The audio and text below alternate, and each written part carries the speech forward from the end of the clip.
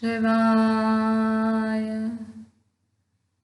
Ya Devi Sarva Bhuteshu Shakti Rupena Samstata Namastasye Namastasye Namastasye Namo Namaha. 22. The Heart of a Stone Image. As a loyal Hindu wife, I do not wish to complain of my husband, but I yearn to see him turn from his materialistic views. He delights in ridiculing the pictures of saints in my meditation room. Dear brother, I have deep faith that you can help him. Will you?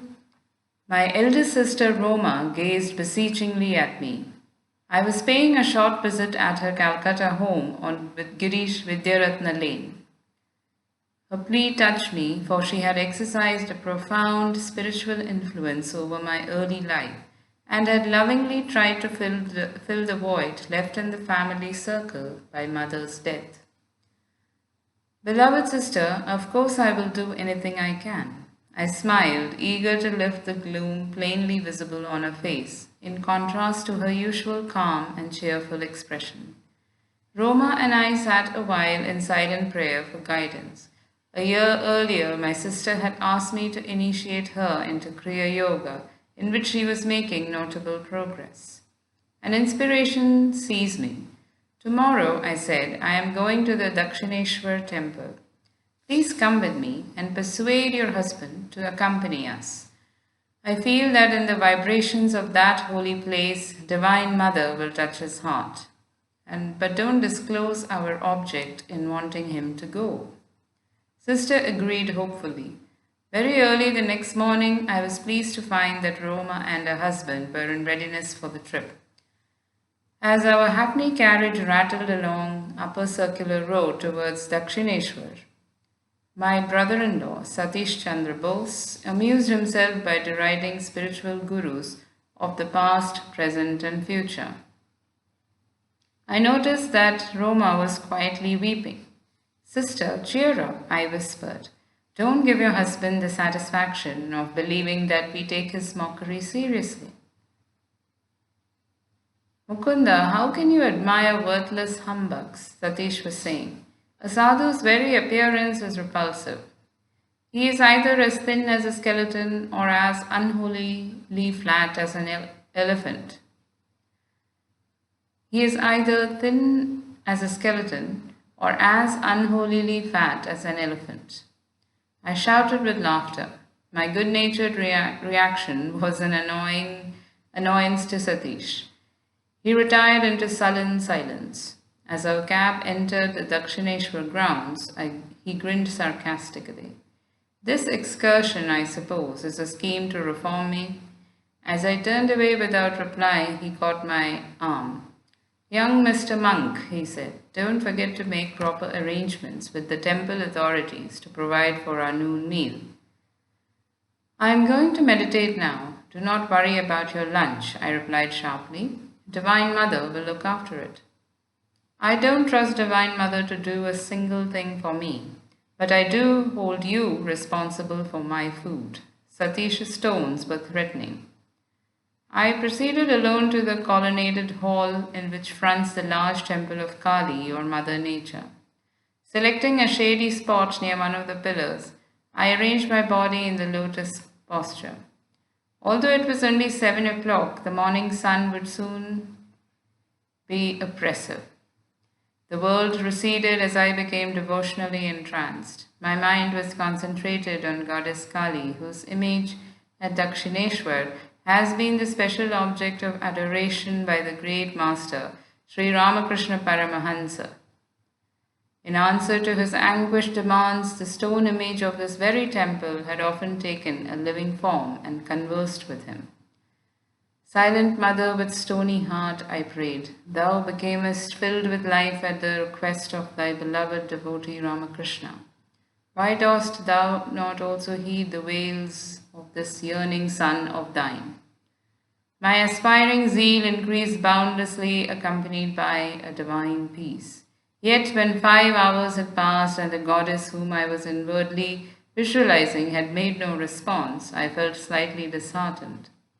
Sometimes it is a test by God to delay the fulfillment of prayers. But he eventually appears to the persistent devotee in whatever form he holds dear. A devout Christian sees Jesus, a Hindu beholds Krishna or the goddess Kali, or an expanding light if his worship takes an impersonal turn. Reluctantly, I opened my eyes and saw the temple doors were being locked by a priest, in conformance with the noon hour custom. I rose from my secluded seat under the open roofed hall and stepped into the courtyard. Its stone floor was scorching under the midday sun. My bare feet were painfully burned. Divine Mother, I silently remonstrated. Thou didst not come to me in vision, and now thou art hidden in the temple behind closed doors. I wanted to offer a special prayer to thee on behalf of my brother-in-law. My inward petition was instantly acknowledged. First, a delightful cold wave descended over my back and under my feet, banishing all discomfort. Then, to my amazement, the temple became greatly magnified. Its large door slowly opened, revealing the stone figure of Goddess Kali. Gradually, it changed into a living form, smilingly nodding in greeting, thrilling me with joy indescribable. As if by a mystic syringe, the breath was withdrawn from my lungs. My body became very still, though not inert. An ecstatic enlargement of consciousness followed. I could see clearly for miles over the Ganges River to my left and beyond the temple into the entire Dakshineshwar precincts. The walls of all the buildings glimmered transparently. Through them I observed people walking to and fro over distant acres. Though I was breathless and my body in a strangely quiet state, yet I was able to move my hands and feet freely. For several minutes I experimented in closing and opening my eyes. In either state I distinctly saw the whole Dakshineshwar panorama. Spiritual sight, X-ray-like, penetrates into all matter. The divine eye is centered everywhere, circumference nowhere. I realized anew, standing in the sunny courtyard, that when man ceases to be a prodigal child of God, engrossed in a physical world, indeed dream, baseless as a bubble, he re-inherits his eternal realms. If escapism be a need of man, crammed in his narrow personality, can any escape compare with the majesty of omnipresence? In my sacred experience at Dakshineshwar, the only extraordinarily enlarged objects were the temple and the form of the goddess. Everything else appeared in its normal dimensions, although each was enclosed in a halo of mellow light, white, blue, and pastel rainbow hues. My body seemed to be of ethereal substance, ready to levitate. Fully conscious of my material surroundings, I was looking about me and taking a few steps without disturbing the continuity of the blissful vision. Behind the temple walls, I suddenly glimpsed my brother-in-law as he sat under the thorny branches of a sacred bale tree. I could effortlessly discern the course of his thoughts, somewhat uplifted under the holy influence of Dakshineshwar. His mind yet held unkind reflections about me. I turned directly to the gracious form of the goddess. Divine Mother, I prayed, wilt thou not spiritually change my sister's husband? The beautiful figure, hitherto silent, spoke at last. Thy wish is granted. I looked happily at Satish. As though instinctively aware that some spiritual power was at work, he rose resentfully from his seat on the ground.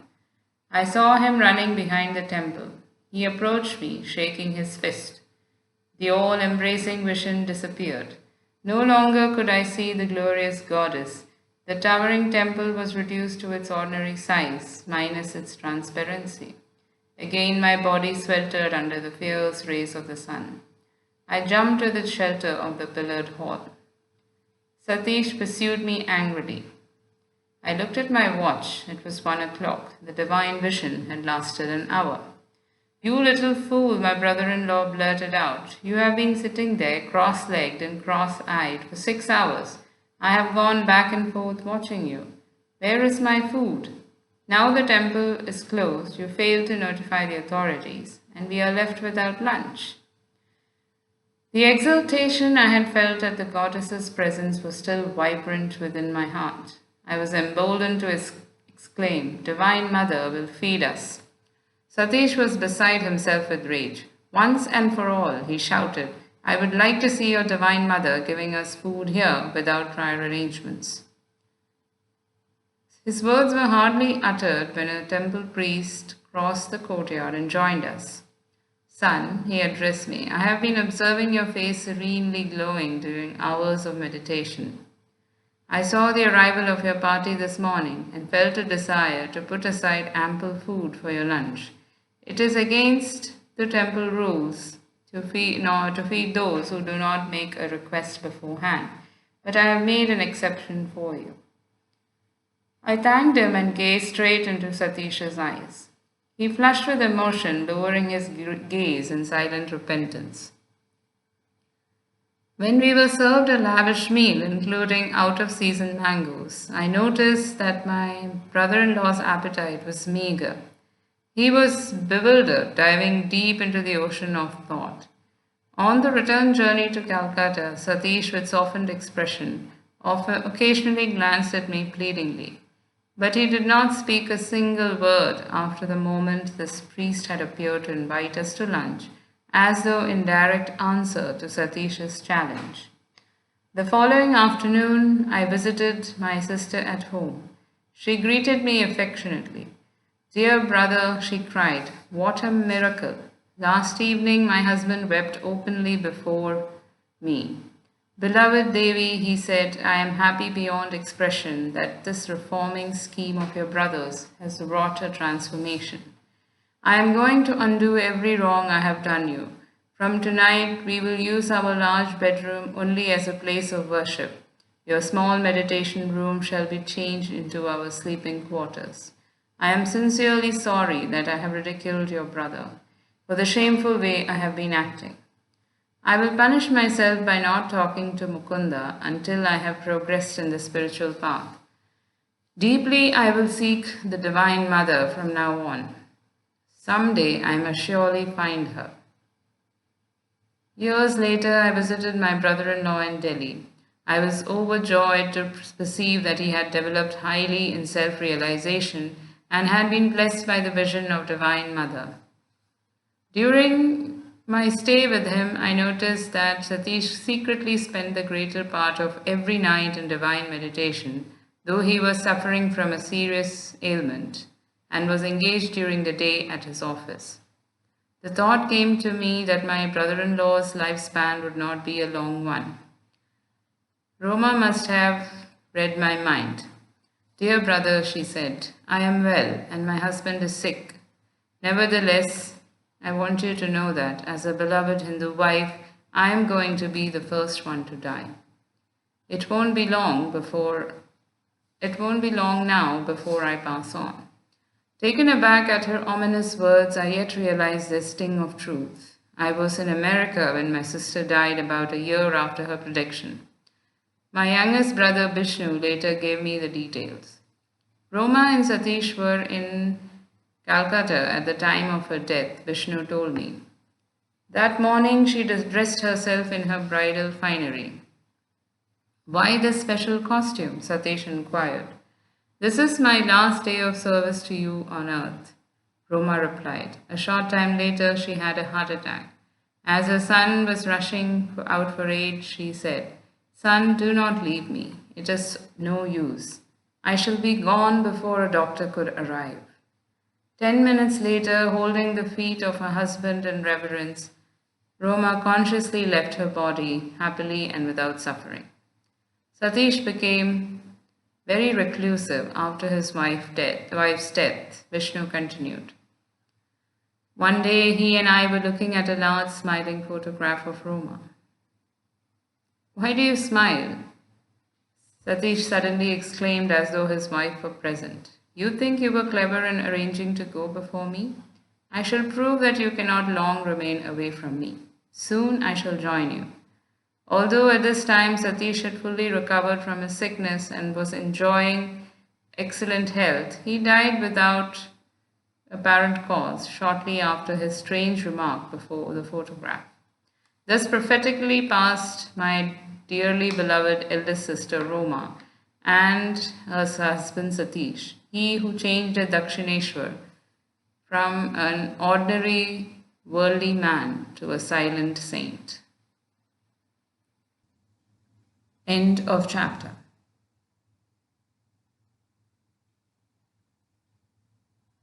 Shivduti स्वरूपेण हत दैत्य महाबले घोररूपे महारावे भैरवी नमोऽस्तुते।